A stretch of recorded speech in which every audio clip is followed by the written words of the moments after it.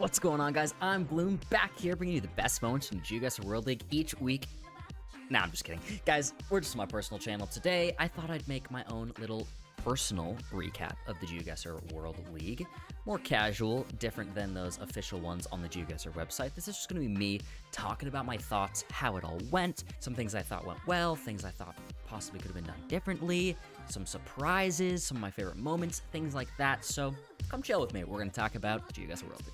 So first of all, I feel like this was a pretty massive success. I think overall, it slowly gained traction viewership-wise, week to week. We went from, I think, and this is just me looking at the viewer count while casting, but, 1,000 to 2,000 to then getting up to sometimes like 6,000 viewers by some of those last final broadcasts was insane. I mean, some of that was probably due to Lenly. Let's be realistic here, but besides that, we did slowly rise in popularity. It seemed like it brought more people to the game, and I think we're gonna have bigger viewership because of it in the majors and the World Championship.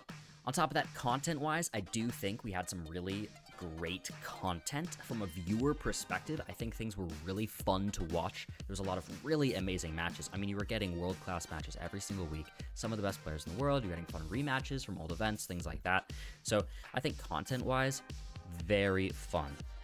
I do think there were some gripes in terms of the audience, however, in certain format things. So I'm going to talk about my format opinions, and then I'm sure some of you will agree with them too.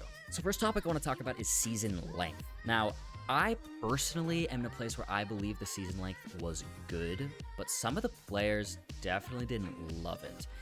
We're in a difficult situation in GeoGuessr right now because for the game to reach the point where a season length that is that long makes sense, where the players are full-time, things like that, we kind of had to push them to do it before.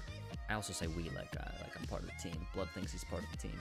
But, GeoGuessr, I work for them kind of sometimes. I might cast. Anyways, to push GeoGuessr to the place of it being some player's full-time job, there has to exist seasons like this. There has to exist these long-form things, or else the esport can't continue to grow. So considering we weren't necessarily totally ready for it and kind of pushed it early, it was definitely difficult on some of the players. I obviously wish the players were being paid more, but, it's a growing esport.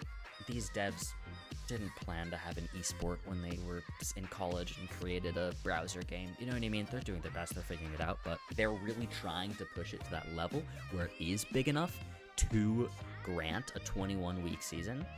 And part of that is doing it possibly a little bit early. Setting the groundwork and having it go on for that long and seeing its success is what's going to help the game actually grow, with things like organizations joining in, and in terms of just rising growth in general interest in the esport. And then on top of specifically talking about the 21-week format, we should talk about the format of the actual game. So I definitely have some things I would have done differently if I was organizing the tournament. I think some of you may agree with me. And at the end, I'd love to hear your comments if you agree with my thoughts or not, but let's get into it. So first of all, we can talk about that scoring system. So we had best of threes. I personally don't agree with the way they did the scoring in this sense. Having a 2-0, have the winner gain all 3 possible points, I don't love, because you have players with different specialties. So you have a player who might have an NMPZ specialty, and if they're barely ever getting NMPZ, they might not have a chance to play. They might not have a chance to get that point. So I believe the best way to do it would have either been you do winner gets all 3 points, but you do a pick ban system. So let's take an example of Zigzag and Blinky, okay? Let's say they get into their match and they get a coin flip. One side is Zigzag, one side is Blinky. Now let's say heads is Zigzag. Flip, lands, heads, Zigzag wins. Now Zigzag says, I would like the first game of the best of 3 to be the NMPZ. Blinky goes, oh, okay. I would like the second to be moving. Then your tiebreaker becomes whatever's left over. That would have accounted for allowing players to ensure they play the mode they're best at and still have a 2-0 win gain you all 3 possible points. Now, the other option I've heard that people like, and I also agree that I think I like it too. I haven't decided for sure if I think pick ban would be better or this would be better, but the other option would just be play the entire best of 3 out, no matter what. So if you're gonna allow a point for each game mode, then just play every game mode. I think that could have worked really well. You could have had players gain all 3 points, but they would have actually had to win the moving, win the no move, and then win the NPC too. So I think that would have been a very fair way to do it. It also would have accounted for opportunities for a player to, let's say, lose moving, lose no move, but then they get to the NPC, they still win, they're still gonna get 1 point. So yeah, I think that could have been a great way to do it. I think one of those 2 options would have been a lot better than what we had, but in the end, that part wasn't terrible. All right, next up, let's quickly talk multis and round limit. This is where I think most people will agree with me the most. This has been talked about since the dawn of the esports of GeoGuessr. Round limit and multis. I think you gotta kick one, and I think if you're gonna kick any, it's gotta be round limit. I mean, in a perfect world, maybe you kick both, but actually, I think multipliers bring a lot of fun content, and because the goal of this really for GeoGuessr is to get more people to the game, they need to create engaging content, and so the purpose of this esport really is a little bit less. You have to think about it a little bit less like other esports, in the sense that really it's a show. They're putting on a show, and they're, I would guess, aware that the format they have is not the perfect thing to actually tell you exactly who's the best. Their format is, however, really good for creating a good show, a good product to watch. So in that sense, it works. However, I still do think they should get rid of round limit. It's just so sad when like both players are on 3,500 health and the game ends and it's like a 100-point difference, and you're just like, we could have had such a high quality game. One thing I think they could have done is, if they do get rid of round limit, and also not to make the multis too crazy, some sort of multi cap, like maybe after round 10 the multis don't raise anymore, but it just like stays consistent. The other option that's been talked about a lot is that when you win a round, your multiplier raises by 0.5. I think that could be a really good method and makes the multis actually more important early on, because every time you win a round, your personal multiplier for amount of damage you're going to give is going to rise. I think that could work really well. I don't think that would be too hard to follow as an audience member either, which I know is something that they are worried about, overcomplicating things. So I think something like that could totally work. You would just have like a little marker next to each player, and it would say what their personal multiplier was at, and it would make round 1 important again, because it's not right now. Round 1 is just not important because there's no multis. So that's another option I do think could work really well. And lastly, format-wise, I want to talk about 5Ks. So as a viewer, you want to see a 5K. It's so exciting. They have an animation for it, yada, yada, yada. But it is useless as a player. The players don't care to 5K because it doesn't do anything in the current format. Now, how can you make actually pinpointing more helpful?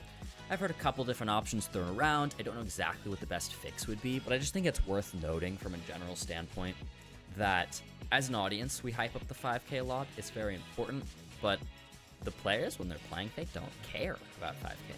To them, a 4998, 4999 versus a 5K, the multis and everything, it's not going to do anything. It's not going to change much at all, so a lot of players don't really try, so possibly finding a way to incentivize pinpointing could be cool, but again, they're trying to create this format that's just the most generalized, best overview of GeoGuessr, and because of that, you know, we're not seeing that emphasis on 5K'ing or anything along those lines. So what's the best way to deal with it?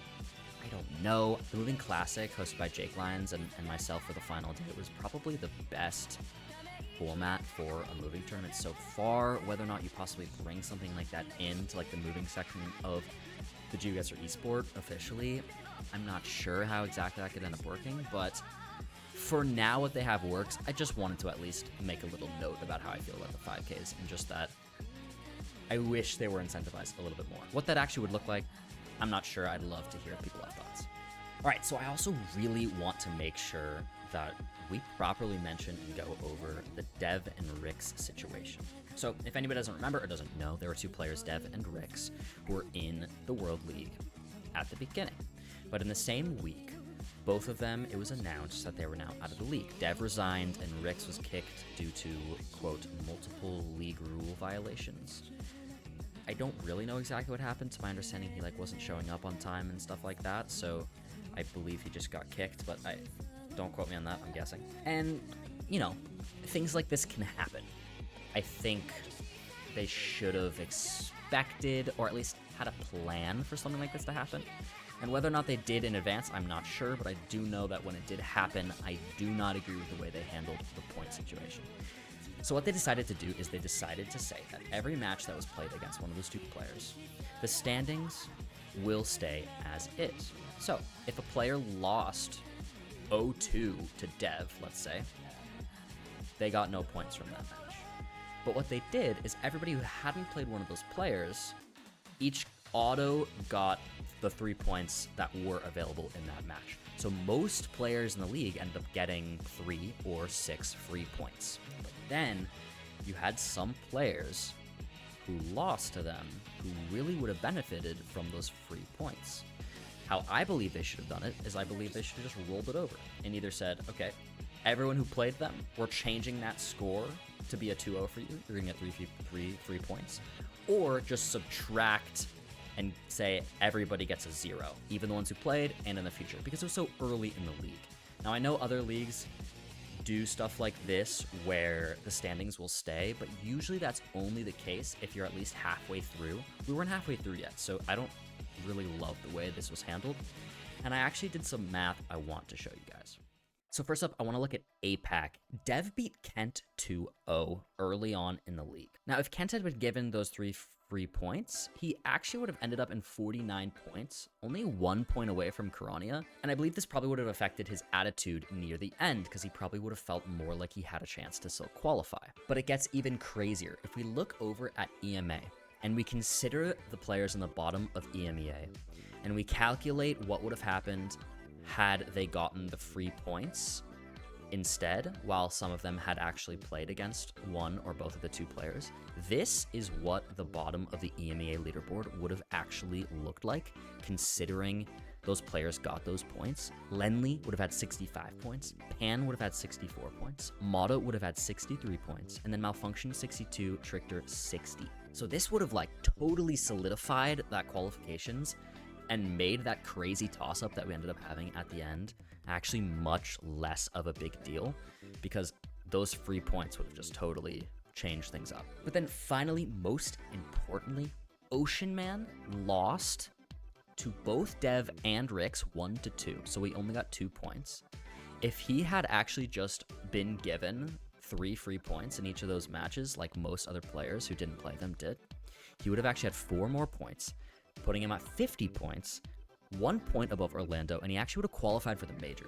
So guys, all of that to say, it just would have drastically changed how the major standings really looked, people's mindsets going in. I know, for instance, even Ocean Man felt like when that happened, he was really hurt by that, and it made him play very differently for the rest of the league.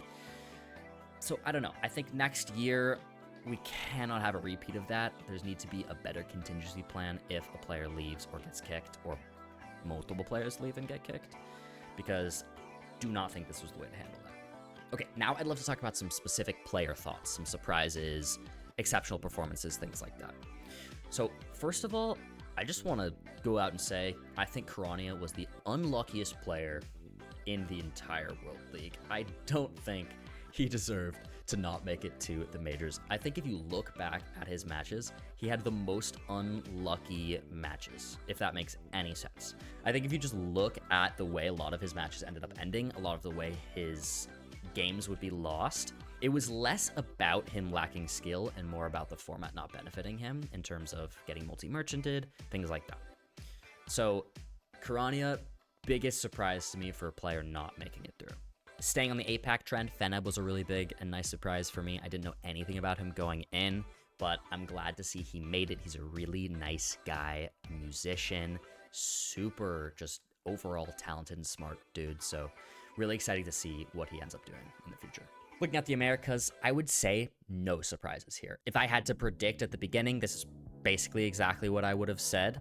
Orlando, I think, definitely stopped taking the game of GeoGuessr as seriously, especially as the World League went on. So I think that showcases why he was so low. So we'll see how he does in the actual major. And then over in EMEA, there was actually a ton of big surprises for me, but particularly Strafon and Captain, but Strafon the most. I mean, these two just came out of nowhere. I knew nothing about them, and they performed so well. I mean, Sirfan, especially near the end, just seemed like he was becoming unstoppable. And then another big surprise and fun one was Pan. Pan coming in and actually winning 6 matches in a row at the end of the World League to end up just barely qualifying. So I'm really excited to see what he does. And then before we go, I want to quickly leave you with what I think was the best individual performance from 1 week of any player. And that was Debre on week 12. In the end, but everybody will play each individual other player at least one time. So it'll be the same amount of matches for everybody by the end. And now, in this one, Debre finds it. Wow, Debre is performing amazingly right now in this movie. He's making a very good range and guess there. Yeah, they're both still so close. Debre. Debre may be looking for the 5K, and once again, farther east. The guesses come in, and Debre! He's on top of it. Oh my god, Debre! I don't know. I think it's over. Debre is just on it. Here, Debre's gonna just be on it again. Yes, here, let's see who ends up being closer. It is gonna be Debre, and Debre is gonna take the overall matchup right then and there, only losing 1 singular round. What a dominant performance from Debre. Unreal. He's gonna be not too happy with that. Debre, right there on it. I don't know if he just knew, like, the town name, or if they're in similar areas here. Oh my god, Debre. Debre, insane. Debre feels pretty confident about the area. See if Gingy follows, or if he stays in the Urals. Ooh, he's keeping it there. No, is he gonna move? Oh my gosh. Gingy, what are you gonna do? Gingy, what are you gonna do? No, he's not doing it. 1 second, he keeps it there. Who's closer? It's gonna be Debre. With the 5K, right what? With the 5K. No chance. How? And yeah, guys, that's it. The World League's done. Thank you to GeoGuessr for having me on the cast. I love working for them. They're such amazing people. Of course, I have some thoughts about things that could have been better, things that could have been done differently, but, you know, things like that are always going to exist. Everyone's going to have their own opinion, and at the end of the day, it is just an opinion. I love GeoGuessr. I love the game of GeoGuessr. I love casting the game of GeoGuessr, and I look forward to doing it more. Guys, thanks for joining me. Subscribe if you like this. Lots of more content to come on the YouTube. And that's it from me, guys. I've been Bloom, and as always,